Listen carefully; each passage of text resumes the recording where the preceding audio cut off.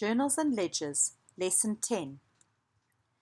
For this exercise, you were required to do the journals before posting to the general ledger.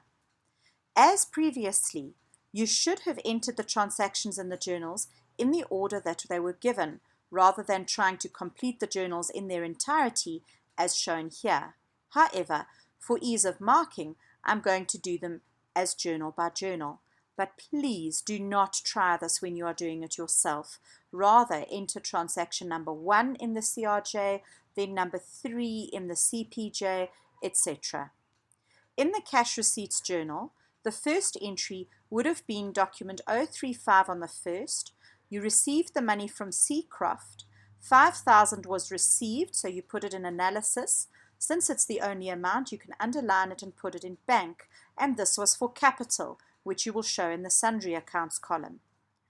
The next entry relevant to the CRJ is document CRR for cash register roll on the 8th. This was for cash sales of 850, which you will show in analysis, underline it and enter it in bank because it's the only transaction on that day. 850 would be entered in sales, and then you need to use the markup given to calculate the cost of sales as 425.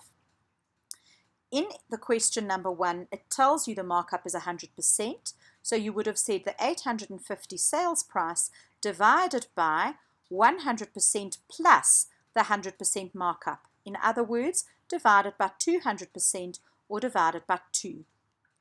The last entry in the CRJ is CRR on the 19th, cash sales, 1820 in analysis of receipts, which needs to be underlined and entered into bank. This amount will also go into sales, and you calculate cost of sales by dividing by 2 as previously to get 910 Rand. You can then total the CRJ once you've entered all the transactions.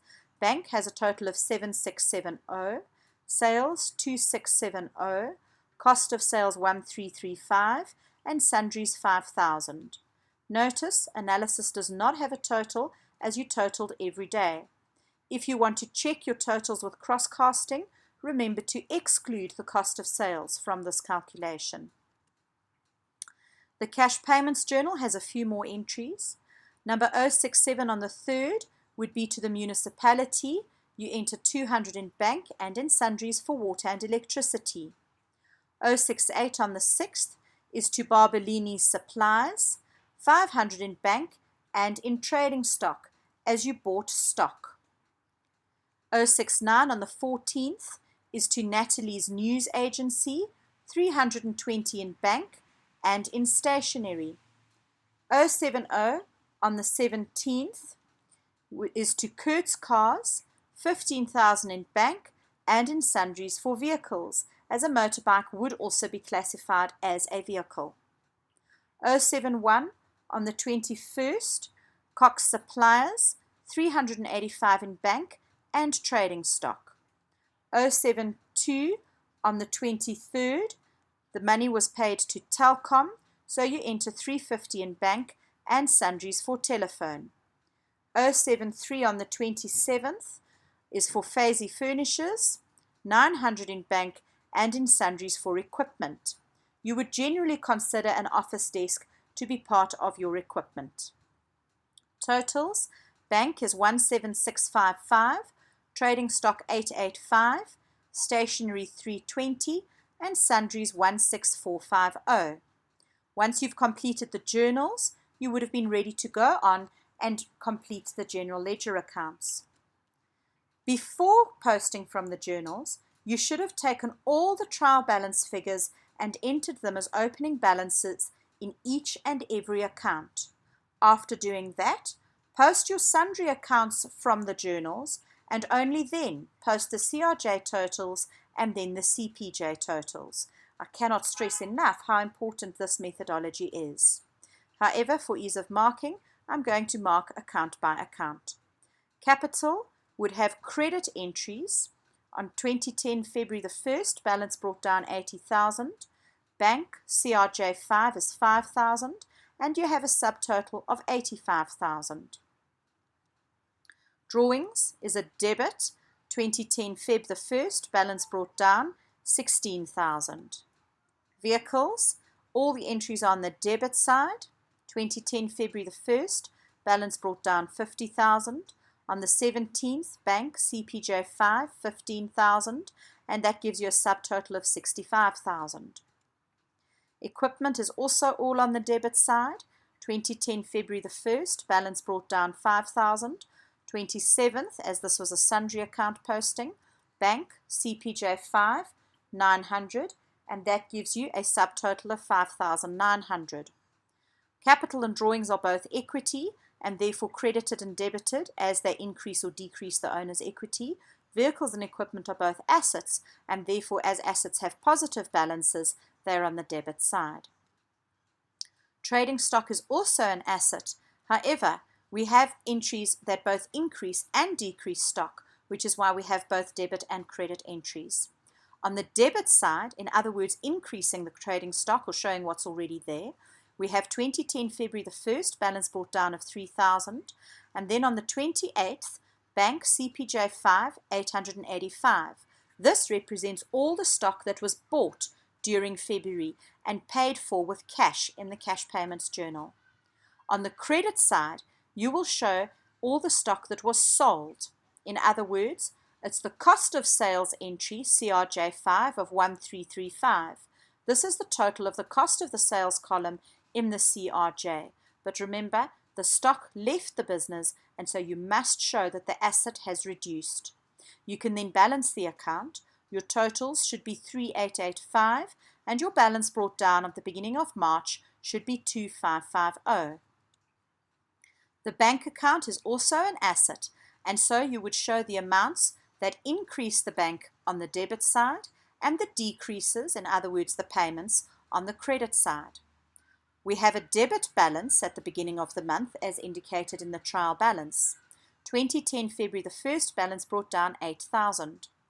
You will then enter the total from the cash receipts journal of all the money that you received. On the 28th, sundry accounts, CRJ 5, 7670.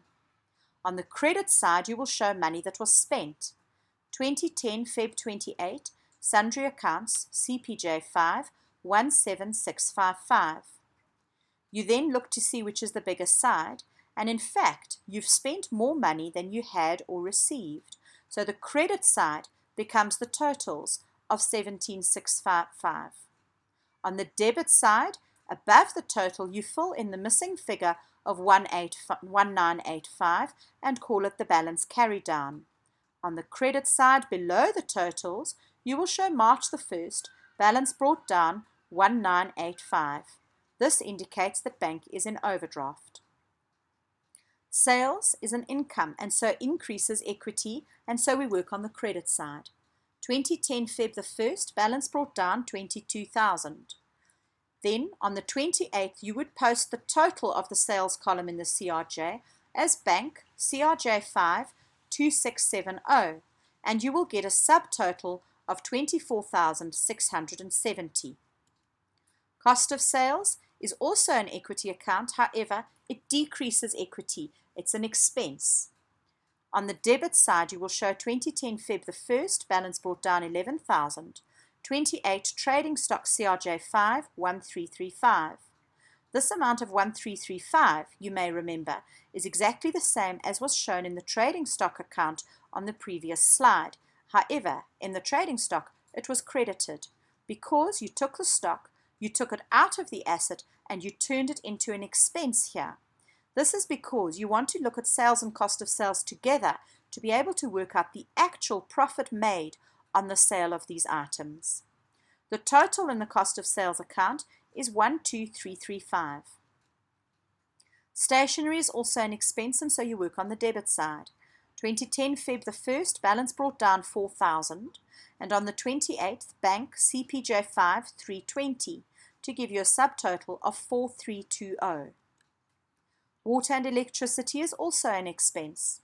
2010 Feb the 1st, balance brought down is 2,000 on the debit side. On the 3rd, it was a sundry account entry, bank CPJ 5 200 to give a subtotal of 2,200. Telephone on the debit side, 2010 Feb the 1st, balance brought down 3,000, and on the 28th, bank CPJ 5 350, subtotal 3350. In your trial balance, you would show capital with a credit of 85,000, drawings a debit of 16,000, vehicles 65,000 debit, equipment debit 5,900, trading stock debit 2550, and bank, notice it has a credit balance of 1985. Please make sure also that you've entered your folios B1 to B6. In case you're getting worried if you made a mistake along the way, in a test or exam, if you made a mistake in the general ledger, we would give you a method mark here, as long as the amount that you used is, in fact, the balance or total that you calculated in your ledger at the end of the month. In the incomes and expenses, sales N1 has a credit of 24670, cost of sales debit 12335, stationery debit 4320, water and electricity debit 2200, telephone debit 3350. Again, check your folios N1 to N5 are entered, and then check your totals. The debit should equal the credit column with an amount of 111,655. You are now ready to do 4.11, the summative assessment. This is the last assessment in this chapter, and it's quite important that you try to do it as if it were a real test. You need to watch the time of 25 minutes, perhaps get your mom or dad or somebody else to time you, and make sure that you do not refer back to previous examples or exercises so that you can see exactly if you are actually competent in this section or not. You will notice that in this exercise, you are not given a full general ledger. You only have to complete 4 of the general ledger accounts. Do not let this throw you. It simply means that as you are working through the information given, if you don't need it, you simply don't use it. You imagine that you'd entered it into the general ledger account, even if it's not there, and move on.